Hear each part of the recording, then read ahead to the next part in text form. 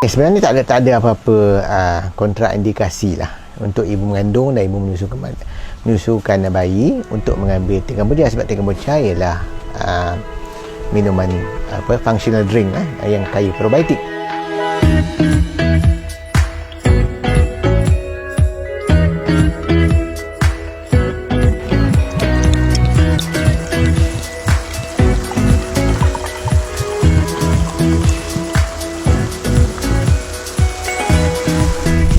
Doktor, kita ke soalan yang seterusnya. Okey.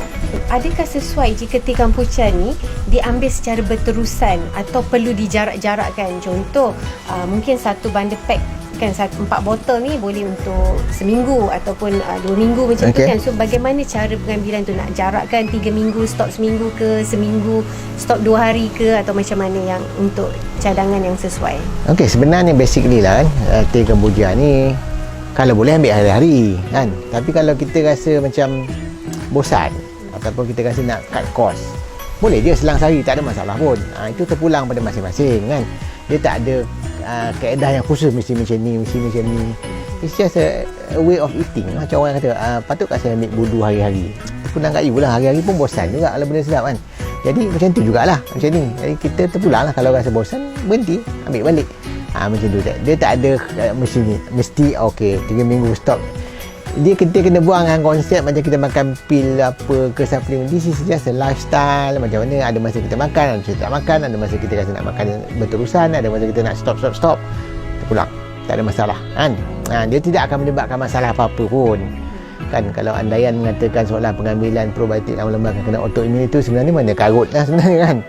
Sebab autoimmune disease berlaku akibat masalah leaky gut syndrome yang menyebabkan gangguan kepada penghasilan antibody, yang mana salah satu kaedah merawat masalah leaky gut ialah pengambilan probiotik. Sepatutnya pengambilan teh kombucha lah sebenarnya akan membantu masalah autoimmune disease, bukannya dia yang menyebabkan autoimmune disease. Jadi pandangan tu tak betul lah, tak tepat. Doktor, okey macam ni. Sebab sebelum ni kalau macam ada yang minum direct, ada yang campur dengan air macam tu kan. Okey, sekali-sekala nak ubah, orang kata kan, kepusanan tu kan. Nak try satu yang baru kan.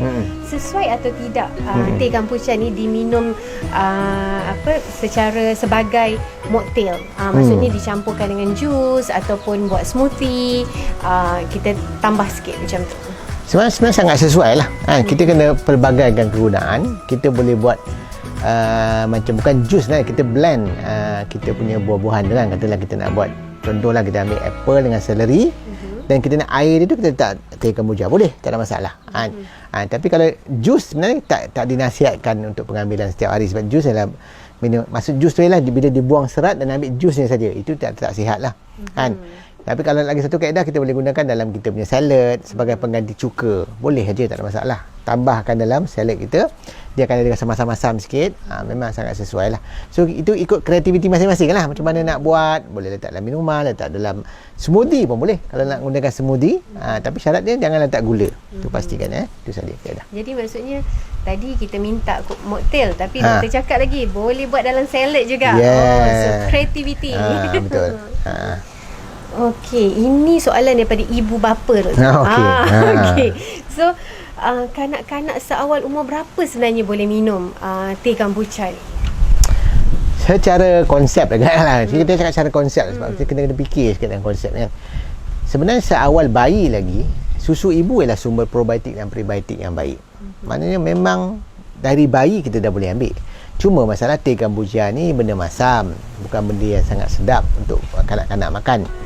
Jadi kalau ikut kan, bila kanak tu dah boleh minum selepas selesai breastfeeding lah. Selepas umur 2 tahun mungkin lebih sesuai untuk ambil lah berbanding kanak yang kurang daripada 2 tahun. Itu sajalah atas faktor rasa. Tapi dari segi khasiat sebenarnya probiotik sangat sesuai untuk semua peringkat umur. So kita boleh bagi kanak-kanak seawal, tapi jangan bagi yang pekat-pekat lah. Kita boleh cairkan sikit secara beransur-ansur untuk bagi pada kanak-kanak.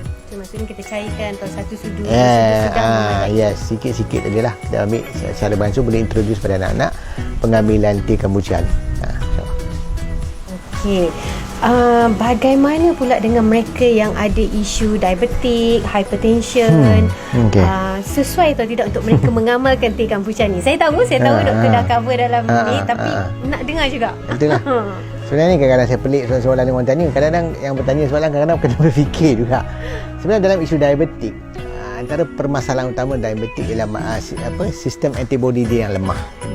Dan antara kaedah kita nak meningkatkan antibody seseorang ataupun sistem imuniti seseorang ialah dengan pengambilan probiotik. So sepatutnya orang diabetik lah yang kena makan benda macam ni. Bukannya dia pula berfikir saya boleh ambil tak?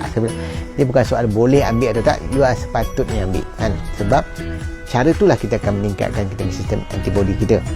Cuma ada juga persoalan dia orang tanya saya, okey, bukankah dalam tu ada gula sikit? Saya cakap macam ni lah, gula sedikit boleh diambilkan sebab dia bukannya haram. Dia adalah benda bahaya jika berlebihan. Lagi satu, dalam teh kombucha dia letakkan gula bukan dengan tujuan untuk memaniskan dia untuk diambil oleh manusia lah, maksud dia macam tu kan. Macam yang kita letak gula dalam air sirap ke apa yang kita minum sebagai pemanis. Itu konsep yang berbeza. Sebab gula yang diletak dalam teh kombucha adalah makanan kepada bakteria yang ada dalam tu. Dia bukan makanan kita, dia makanan bakteria tu. Jadi kalau kita tak letak gula langsung, habis tu kebuluh lah bakteria dalam teh kombucha. Jadi kalau kita ambil, menjelang kita nak ambil, mungkin dah telah terlalu sikit gula tu tinggal sebab dah dimakan oleh bakteria yang dalam tu. So tak perlu bimbang lah. Itu je. Hypertension? Hypertension pun sama sebenarnya. Kalau ikutkan, orang ada hypertension, dia berkaitan dengan masalah rintangan insulin. Kan? Pengambilan teh kombucha juga ada kaitan dengan probiotik, dan kajian menunjukkan probiotik juga boleh membantu mengurangkan tekanan darah. So, orang hypertension bagus mengambil teh kombucha sebagai sumber probiotik yang dia boleh amalkan.